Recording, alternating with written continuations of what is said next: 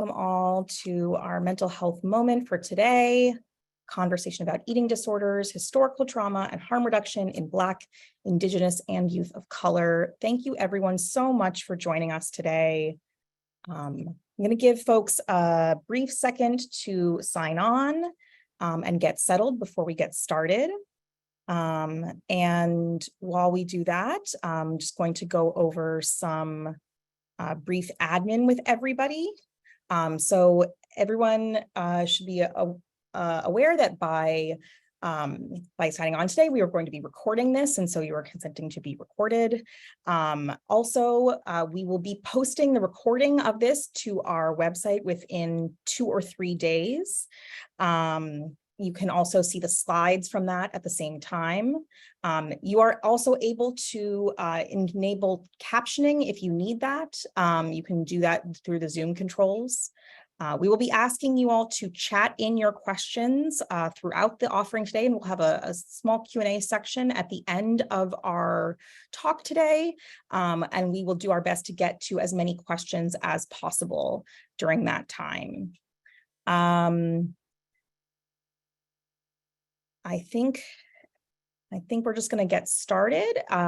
You can also, you all have been placed on mute. So that is just to decrease any background noise. And then, yep, as I said before, we're going to be posting this within 2 to 3 days on the CTAC website, which you can access at ctacny.org. I am delighted to welcome our speaker today, Gloria Lucas. Gloria is the founder of Nalgona Positivity Pride.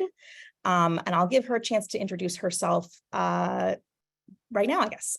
Gloria, if you want to take a second to introduce yourself before I go into some of our just opening remarks, and then you and I can have our conversation. Hi, everyone. Super excited to be here. Thank you so much for inviting me, and for everyone that took some time to be here.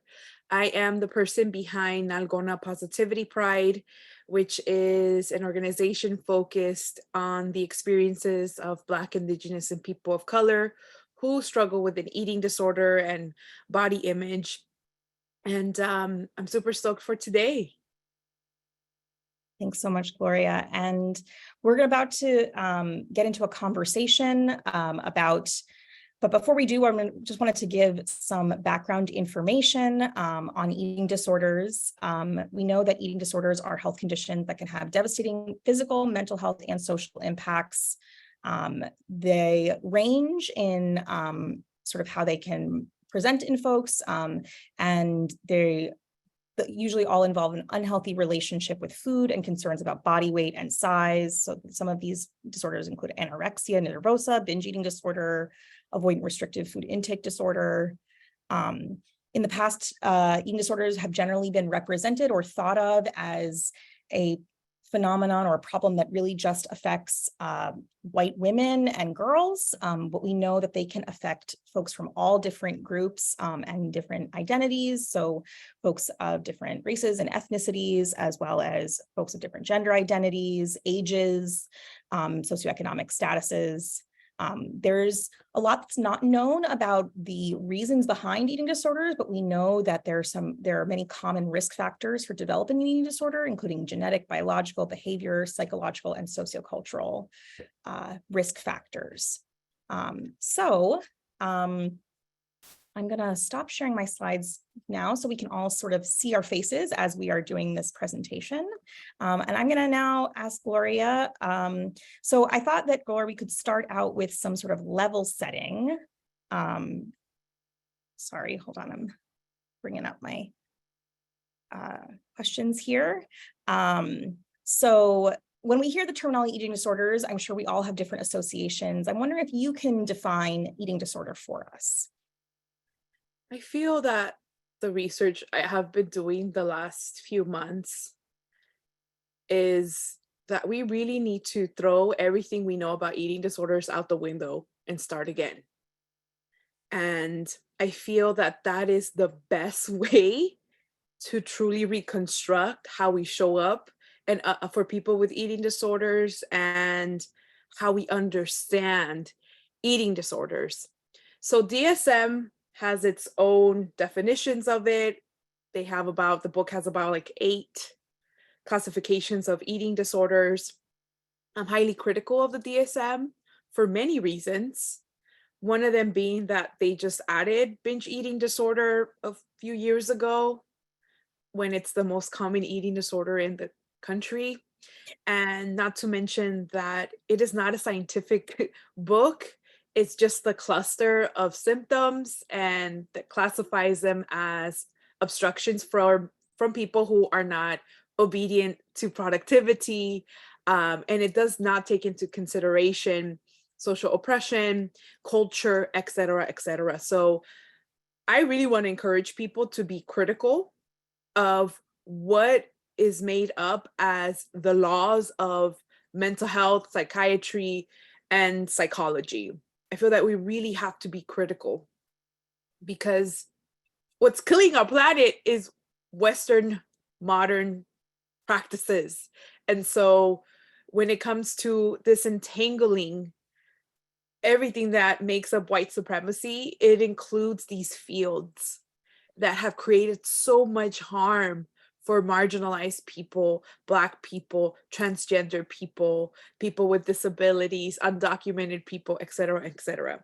Okay, so that being said, for me personally, eating disorders are food disturbances that may or may not be accompanied by body image concerns and behaviors, body sizes, severity, or how it can impact a person's life varies.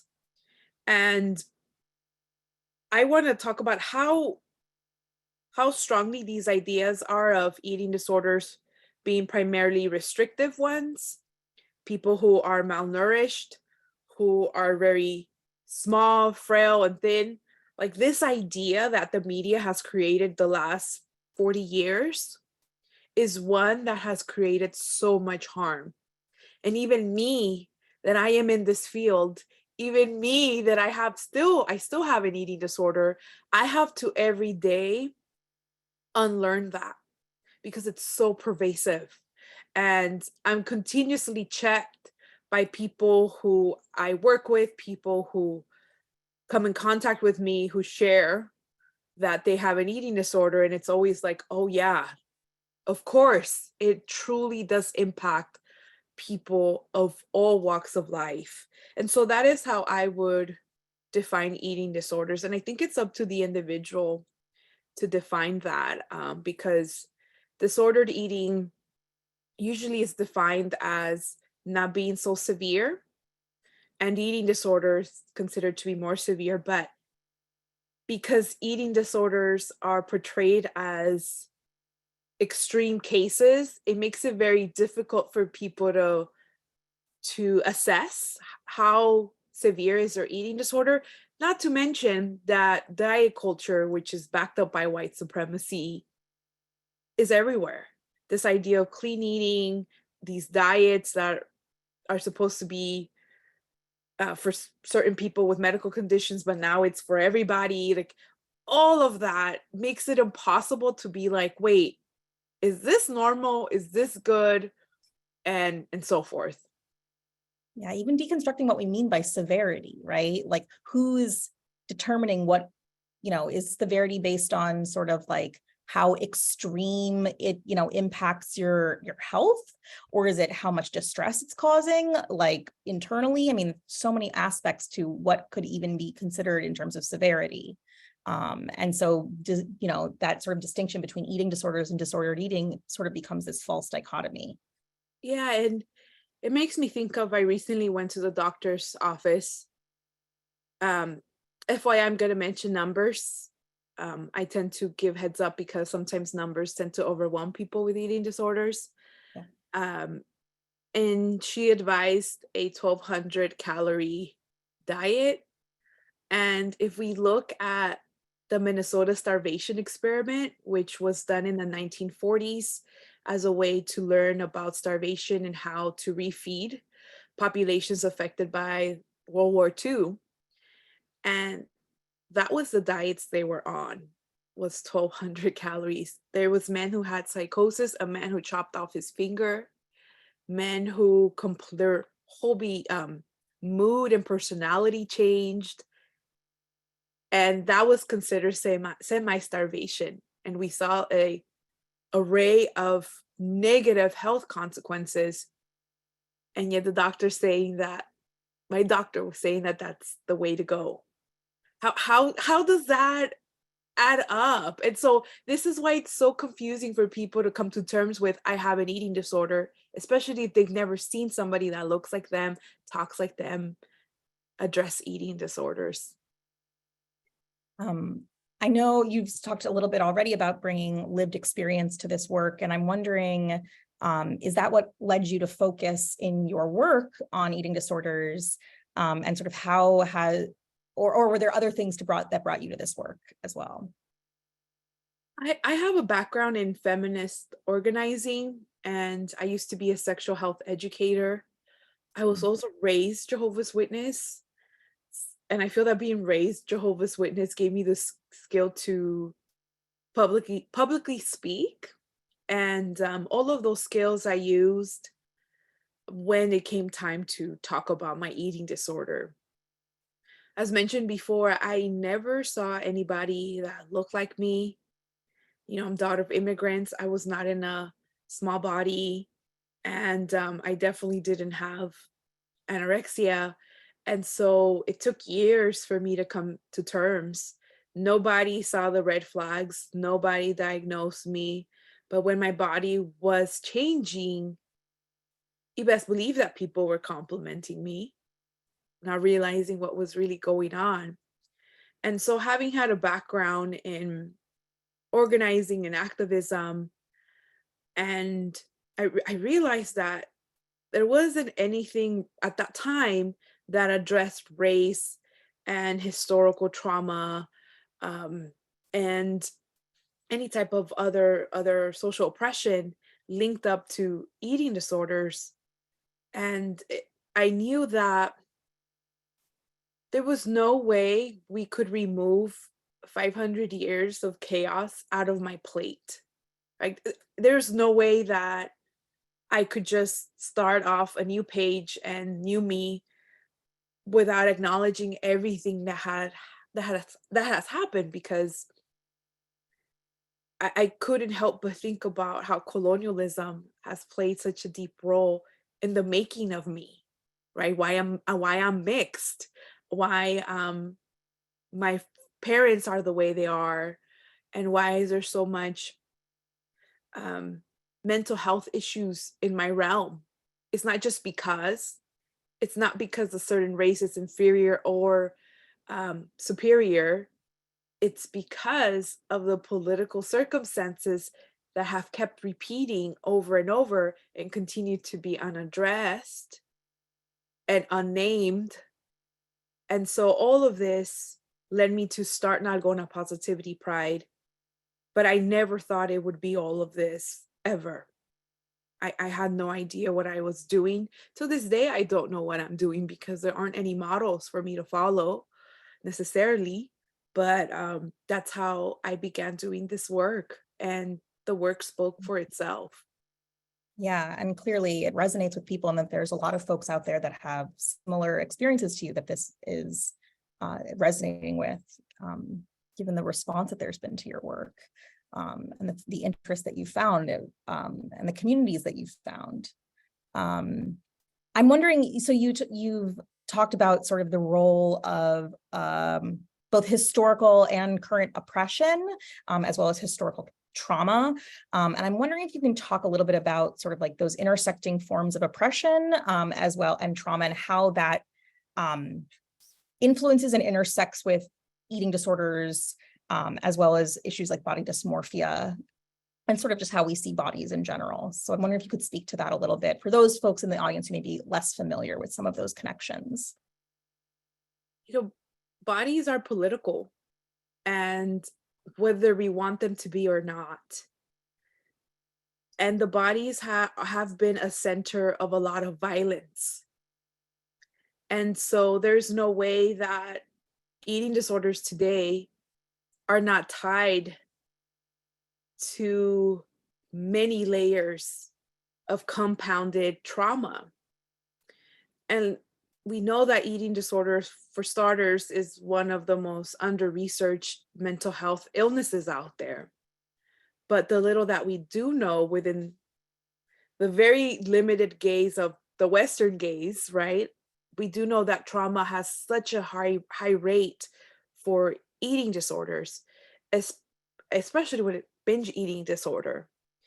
And there's no way that I could think about my mom's malnourishment. She tells me that she used to pick up orange peelings from the floor and eat that, or pick up gum from the floor, remove the rocks from it, and chew that. I cannot ignore those stories and how that impacted her with this scarcity mindset that she still has, and where I'm at today. And, you know, my father, who is an Indigenous man, who is a dark complexion, who never speaks about his childhood, I don't know what happened there. And I don't know what happened before then. But I do know that when we look at colonialism and how it directly targeted women, because women, a lot of Indigenous societies were matriarchal. Women were the ones that made the decisions. Two-spirit people had sacred roles in the community. But when this chaos of before settler colonialism, but colonialism began, they first targeted women. And then they introduced Christian patriarchy, and then the nuclear family. And every year, women lost their voice more and more. Before, they had direct contact with the metaphysical, and then now they had to depend on a man to have access to a male god and saints. And so my grandmother is heavily Catholic from both of my grandparents.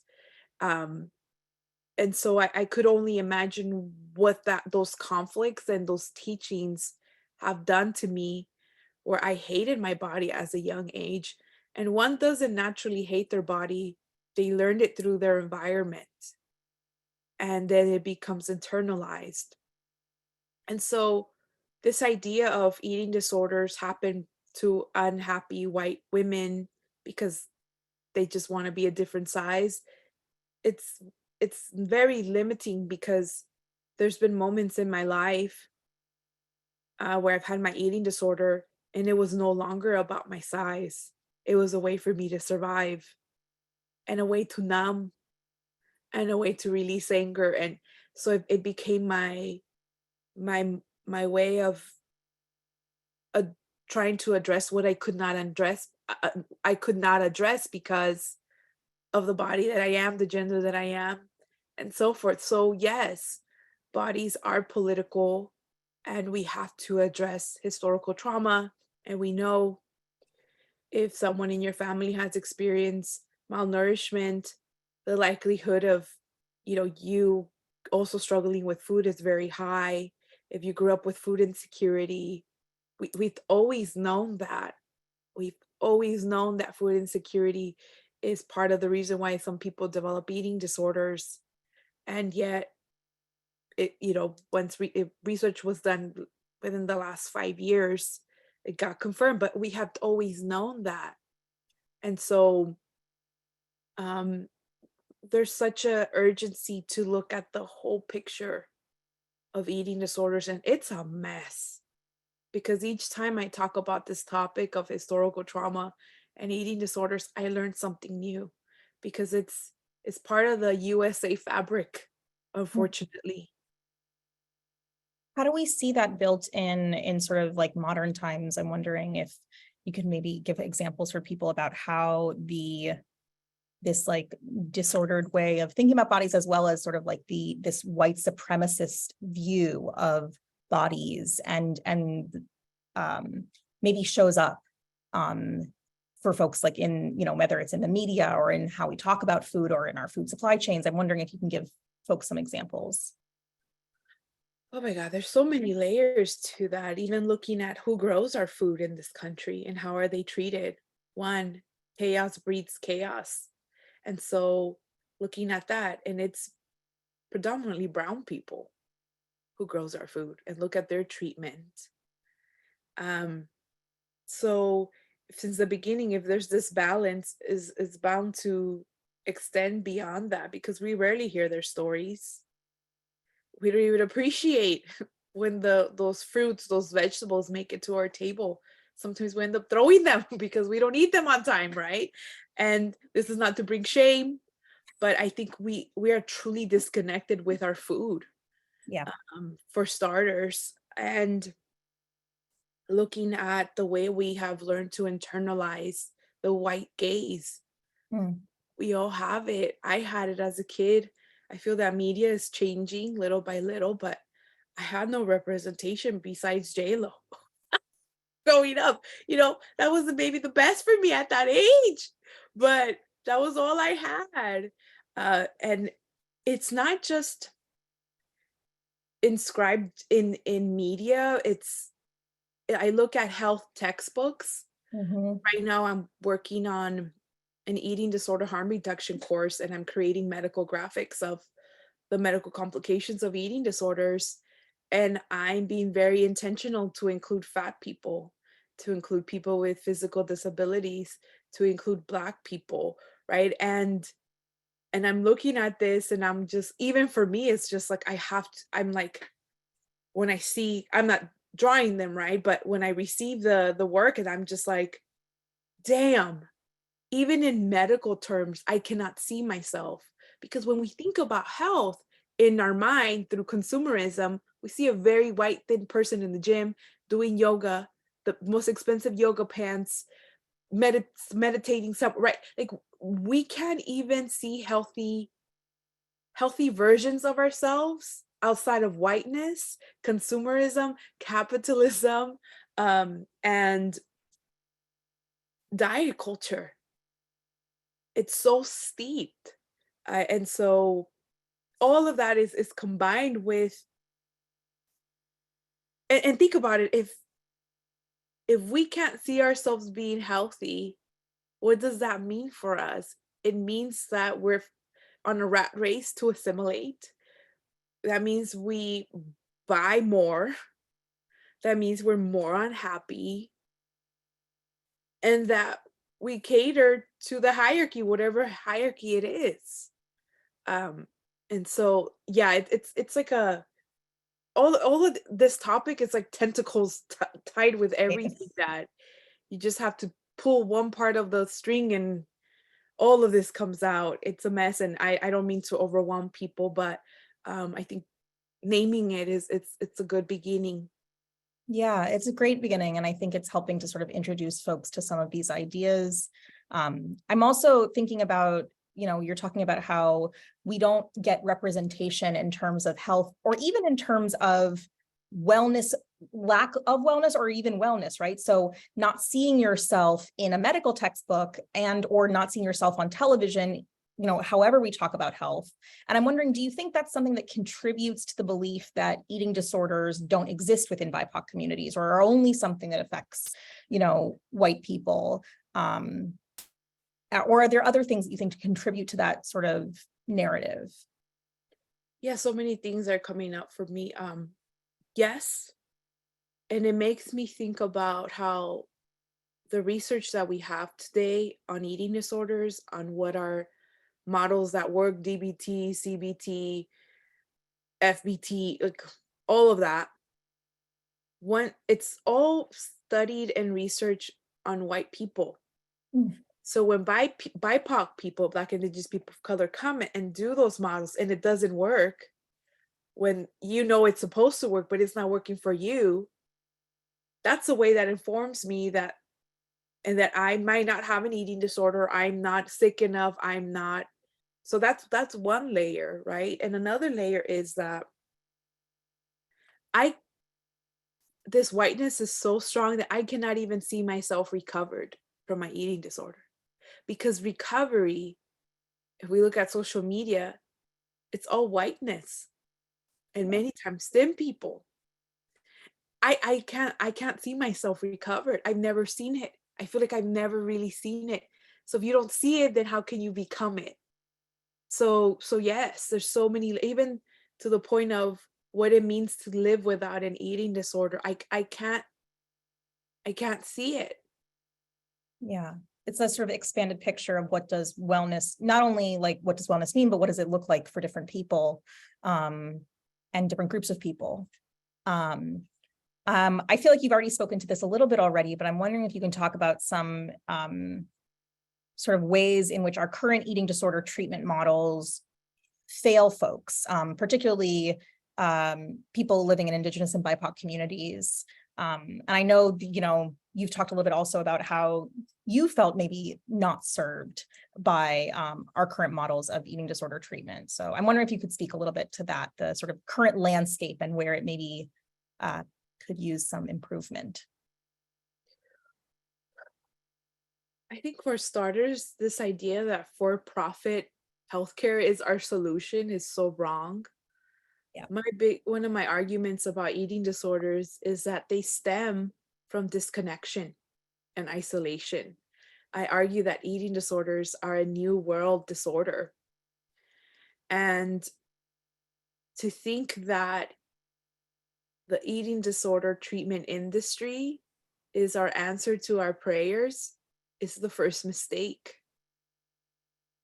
Because there's so many wrong, so many things wrong with it. And that's not to say that there are amazing providers out there, that there's some genuine people out there, that there are change makers in the field. I by no means want to diminish that. But eating disorder healthcare is a mess. And for starters, Western-based treatment models is not what's going to help me. And it has not been what has helped me. And so this deconstruction of neoliberal, for I know it's a big word, and biomedicalized healthcare, where it's this very Western number-based, very only physical and profitable and privatized healthcare is not the solution. And I'm one of those people that went to treatment and I came out worse. My nervous system has not been the same since I went to treatment. I never want to go back. I hope I never go back.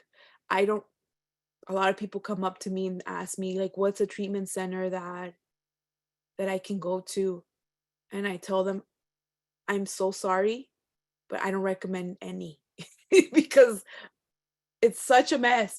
With that being said, I tell them, if you're going to go in there, build your support system outside of treatment. And if there's a little piece of you that wants to go, that has interest, I tell them, go for it. But remember that your support is going to be back home in whatever you create. But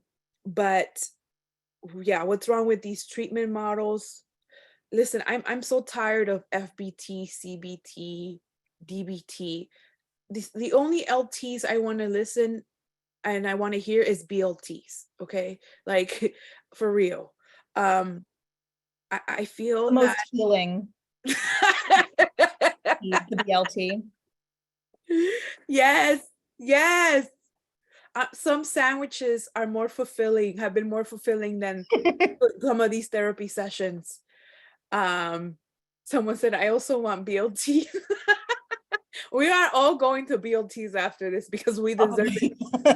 Well, we always deserve it, but after hearing all of what I've had to say today, Yeah. woo. But when I went to treatment, and I just have to be honest, I was in culture shock. Mm. I was like, what in the heck is this? I'm Mexican. We don't do this. Like, it was so, wow. There was just so many things. And I realized that white women are not my saviors. And guess who makes up most of the eating disorder treatment field? white women. I think about some of the most healing moments for me as a person still living with eating disorders has been when I have put the goal of abstinence on the shelf and focus on improving my quality of life. And That's so helpful. I feel yeah, like that alone is so helpful. because there's this idea of it. First of all, it's very common for people who struggle with eating disorders to have very rigid binary views. Yes, no, cold, hot. It's very like, and treatment is the same way. Because if you go in there and you're not achieving what they want you to do, guess what? If you have healthcare, they might work with you a little bit more. And if you got that really good healthcare, you'll stick around. But otherwise, they give you the boot. And what that has created is we are letting people die of eating disorders because we're not teaching them about harm reduction. And we are not preparing people in these treatment centers for long-term safety. Listen, I got my eating disorder when I was 10. I, those are my first memories of uncontrollable binge eating. At 17, I developed bulimia subtype, self-induced vomiting, because there's different types of bulimia. In my early 20s, I thought I had reached recovery, meaning I had stopped bulimia, and I thought I would never relapse ever again in my life. And that I had accepted at that time my larger body. But then life slapped me in the face and I relapsed. Nobody has prepared me for that. And something as simple as telling people who self-induce vomit to not brush their teeth right after, to wait 60 minutes because otherwise you're brushing acidity in your teeth, could have been so life-affirming and life-saving and helpful for my teeth. Right? But nobody explained that to me because it's all about, let's get you to abstinence, let's get you to this amount of meals and snacks a day, let's get you to these calories per day, and let's get you to this weight. And that is biomedicalized care. We're losing the completeness of a person, that eating disorders extend beyond numbers. And I Yeah. know people who have been determined recovered in treatment, meaning they've gained the weight, they're at the right weight, they are eating their meals, and they say that their eating disorders at its worst. Yep. Here. So we fail the big picture. So yeah, I mean, I could go all day talking about this topic of eating disorder treatment, but I mean, those are I think that the harm reduction model you're talking about is so helpful for folks here that are working with clients that maybe are struggling with, their relationship with food, whether it's an eating disorder or, disordered eating, or however you want to define it. And I'm wondering, sort of, if you think about ways that maybe providers could integrate this, what does it mean to take this harm reduction approach, and how can they integrate that kind of approach into their work with clients? Because I feel like one thing you really said that stuck with me was this idea that like recovery means a certain number of calories per day, a certain weight, and a certain eating style. And I'm like, that sounds like disordered eating, right? The focus on a certain number of calories a day. And so if that's what sort of providers are used to being the goal, what does a more harm reduction model look like for folks in the audience who are working with clients? So maybe most of the folks in the room have learned about harm reduction through substances.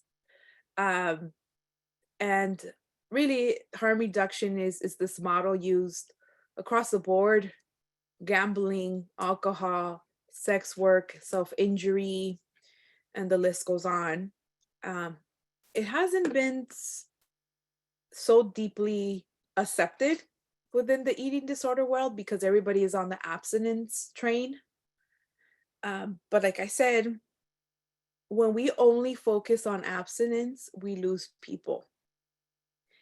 And harm reduction is this practice and philosophy of helping individuals regardless if those self-harm behaviors continue.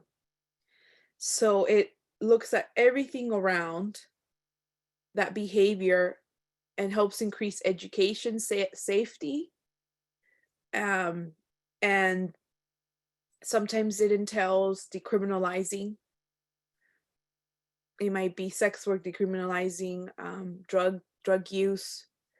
And when I look at eating disorder harm reduction, I see it as an not only like this technical, mechanical strategies, but it is an autonomous health movement of people demanding more and really shedding light on the gaps in the eating disorder treatment industry. And so with eating disorder harm reduction, it's is looking at one, how do we keep people safe, regardless if they're motivated for recovery or not? How do we keep them alive? You know, how do we increase safety? Um, and so that's what it entails. And I'm actually right now doing the course for providers on eating disorder harm reduction to learn about these strategies and to learn about, because it's not just the strategies. And I think people fail to understand that eating disorder harm reduction is intended to be led not by a mental health industry, like these nonprofits, corporations. No, it's meant to be led by the people. The people have been the most affected by these systems that have failed us repeatedly over and over. Is meant to be led by people who say the systems are not the resource, we are the resource. We help each other out. Because honestly, this whole eating disorder harm reduction should have been done a long time ago. Listen, if we would have been establishing eating disorder harm reduction as a what's the word I'm looking for? Not validated, but a true and legit intervention, there will be so many more people. More people would fit in the room. But everything's on abstinence, and if you're not meeting those goals, then you're out. And so eating disorder harm reduction is, I don't know, the way I see it, it means that we completely have to undo the way we look at treatment today. And not everybody's willing to do that. Not everybody, because there's so much white saviorism in the eating disorder field. My goodness, it gives me migraines. But anyways.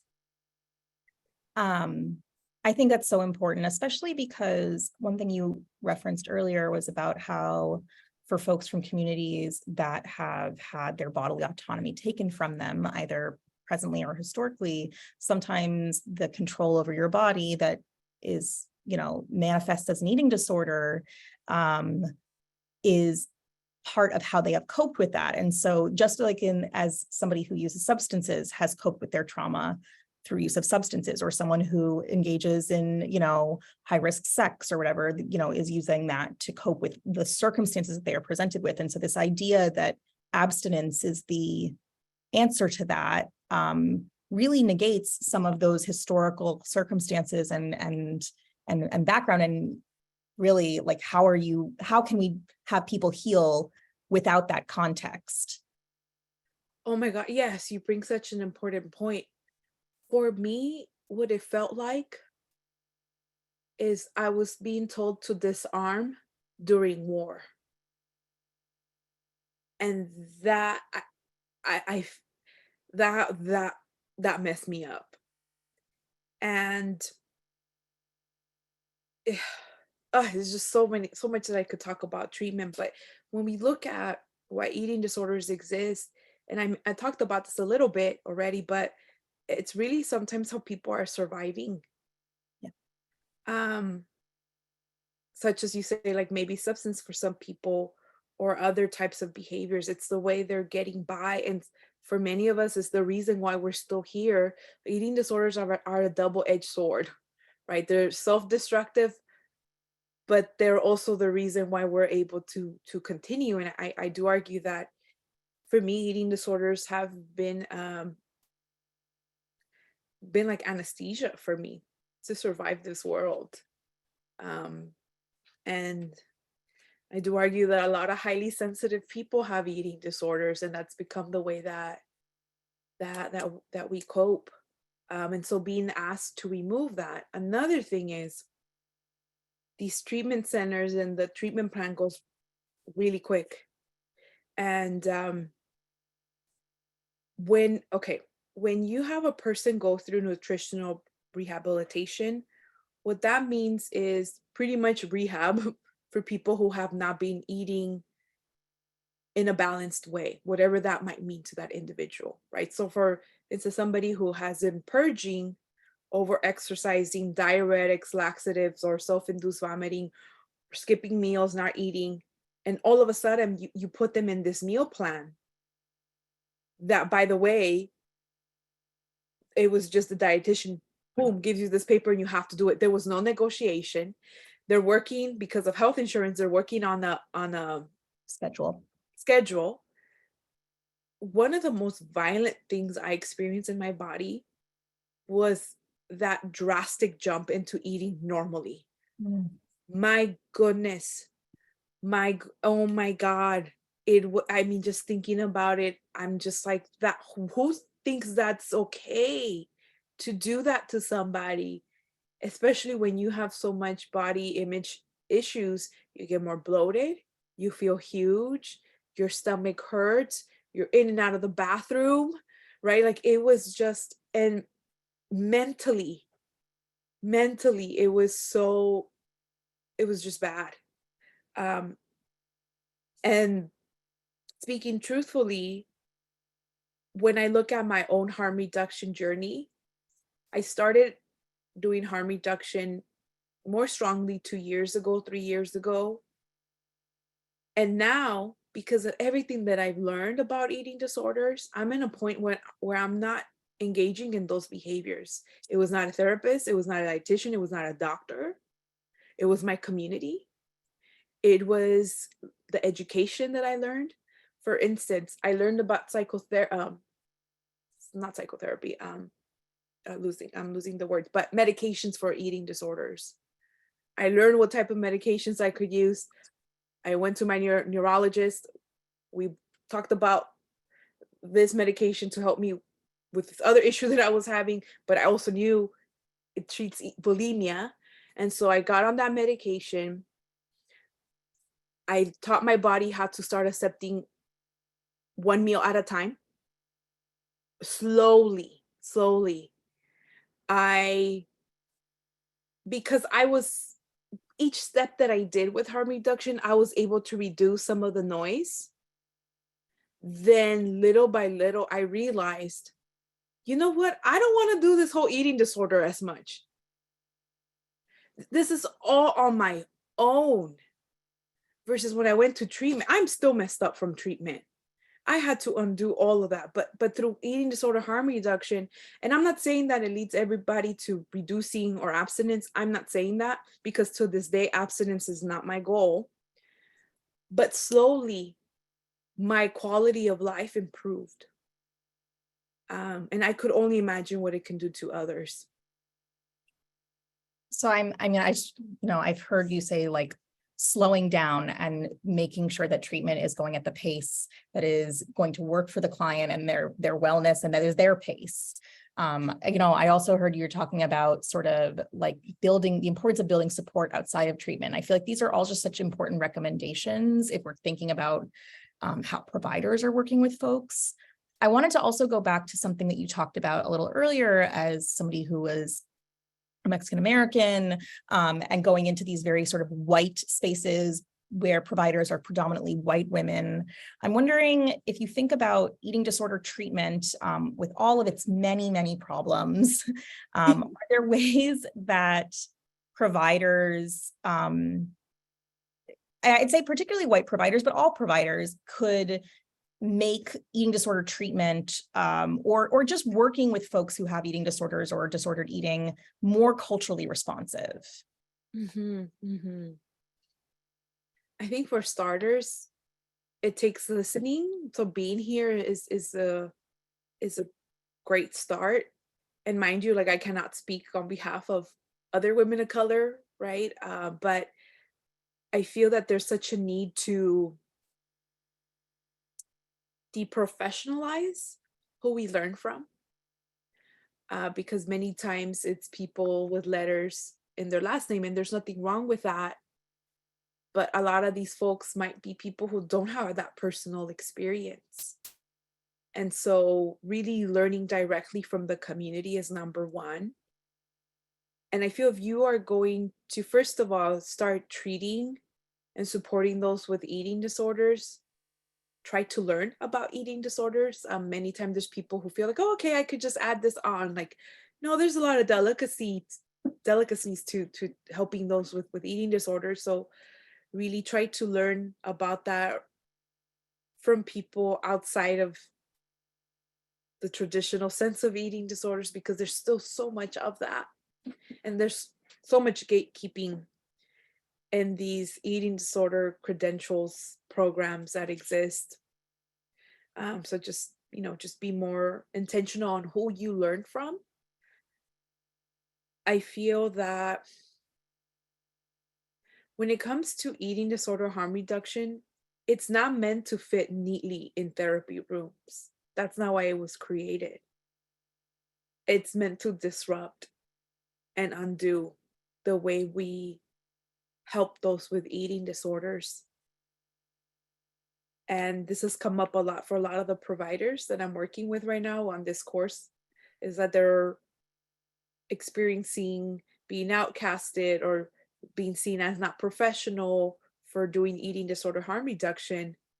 And, I just tell them, like, that's harm reduction, right? That's what it's intended to do. It's people don't like it because it means that they have to undo so much. And we think about, at one point, meditation, you would look like you were a clown if you said that was a way to help people with mental health problems. At one point, talking about abolition of slavery, you were seen as a weird duck. And harm reduction is just one of those things. And remembering that harm reduction, avoiding it being whitewashed. And what I mean by that is being depoliticized and removed from people who are the most affected by it. Then that's what we're seeing with harm reduction and substance use in the addiction world, right? It's this whitewashing, and it defeats the purpose of why it was created. Harm reduction was started by Indigenous people, by radical racial groups in the 60s. And so removing that defeats the purpose. I feel that providers are very scared when it comes to eating disorders, where right away you're too compromised, you need to go to higher level of care. Go to higher level of care. Yet, every provider that I interviewed for my eating disorder harm reduction work that I'm doing, each and every single one of them said they don't know where to refer them to, and they fear doing that because they understand that many times people come out more messed up. And they're like, I know it's something that I need to do, but I don't want to do it. And that's a big red flag. So I think as a provider, creating your own boundaries as to what is too compromised for you to work with. I mean, there was points 3 years ago, I was too compromised, but my therapist was still willing to see me, and here I am doing way better. And so if you are going to work with somebody who you consider to be too compromised, then you have to get a good team, a dietitian, maybe a psychiatrist, if that's what the client wants, a doctor. You have to work in a team. You got to make sure you write your notes properly. And there is this form that I give to providers in the course where the client has to sign that they have been advised to go to higher level of care, but they refuse. And so they go get that notarized. So, I mean, there's different, I just feel like this field has become so lazy, right? Like, oh, you're too compromised. Bye. I can't see you. It's like, no, there's still ways. There's still ways to work on both, right? Like making sure you keep your licensure, making sure, you're being ethical, blah, blah, blah. But many times when we think about the ethical thing, how could it be ethical that you dump somebody because you fire a client because they're too compromised? And the chances of them going to treatment, only 1 of 10 people who have eating disorders go to treatment. 1 out of 10. Many that go, about 60%, either the treatment is ineffective or they relapse. And that's 30 years of research, what it entails. So knowing what you know, that this person might be sick for a very long time, maybe not, maybe for the rest of their life, and you kick them out, how is that ethical? And so anyways, there's so many ways to be able to work with clients, and protect yourself and protect the client. That's great. Thank you so much. I'm gonna take, just because I know that we only have a few minutes left, I want to take some of the questions that came in to the chat while we were talking. And one of the questions that came in was, are there ways that providers can advocate for better care for clients with disordered eating? I've tried to connect many clients to health and mental health services, but they get turned down because of questions that screen for disordered eating on intake forms. And then even, especially, they talked also about like marketing and pricing of these services being really only for affluent folks. So I'm wondering if you can talk a little bit about how providers can advocate for their clients to get better services. Oh, I feel that's where we need to start creating, and we are slowly, in community care models. That's something that I feel is what I'm slowly creating. Is, let's say these systems are not an option, and this is not just imaginary or what if it, for a lot of us these systems are not an option. So what do we do? And so I feel that this is where providers need to do some organizing as well. I'm giving ourselves permission to radically envision community-based healthcare. We're even scared to think outside of these systems. We're so scared. No, we have to think about what else? What else? At some point, the abolition of prisons was just a thought and it was scary, but there's so much mobilizing around that. And I think it's the same with mental health healthcare. So I feel like there's some good resources out there that are community-based support groups that are peer model based. I run 2 support groups. Nalgona Positivity runs 2 support groups. One is Sage and Spoon, which is a free monthly eating disorder support group for BIPOC people. And I also started the first eating disorder harm reduction community circle. And that's going to be it used to meet every 2 months. My goal is to change it to once a month. And the eating disorder harm reduction circle is open to all. There's some other organizations doing good work, but I think it's really about how do we help individuals create those resources and survival tools within their community.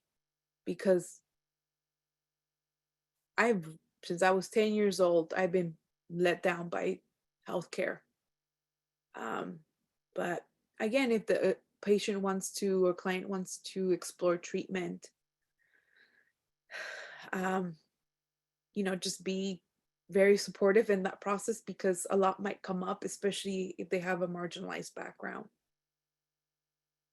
Thanks so much, Gloria. And I'm going to also share this slide here because I know you mentioned that all of the amazing resources that Nalgona Positivity Pride offers. And so I want to give folks a chance to screenshot this, or obviously the slides will be up on our website in a couple days, but if you want that sooner than a couple days, people can screenshot this now just to be able to reach out and get more resources. I also just want to thank you for all of the amazing insight that you have offered our audience today. I feel like, a lot of awareness was built around the different issues that are facing BIPOC and Indigenous communities when it comes to eating disorder treatment, but also a lot of great resources and hope about how we can improve those outcomes for those groups and all folks when it comes to these things. I want to just thank everyone also for attending today. We have some references here as well as, again, these resources. So again, we have the website, Gloria's website here, Nalgona Positivity Pride. And then we also have Project HEAL's BIPOC Treatment Equity Project, which is specifically dedicated to connecting Black, Indigenous, and people of color to accessible quality eating disorder treatment. I think I don't know if I mentioned this at the beginning, but there will be a survey that pops up when folks leave the offering. I think we're also going to be putting it in the chat. We would love to hear everybody's thoughts on this. And Gloria, I wanted to give you the last sort of opportunity to say anything that you feel like maybe you didn't get said, or anything that you sort of want to share before we all sign off. Just props if you're in the mental health field and you're out here making it happen, and encourage providers to be more fearless in the changes that need to happen. It's okay to be a little scared, but it's going to take quite a lot of us to change the way this field works. Fantastic. Thank you so much, Gloria. And thank you to all you all. I also am just going to leave up here some upcoming trainings that we have coming up in June. And thank you everyone so much, and hope that everyone has a great rest of their day. Oh, thank you so much for putting that in the chat, Gloria. Of course. Fantastic. Thanks everyone so much. Thank you.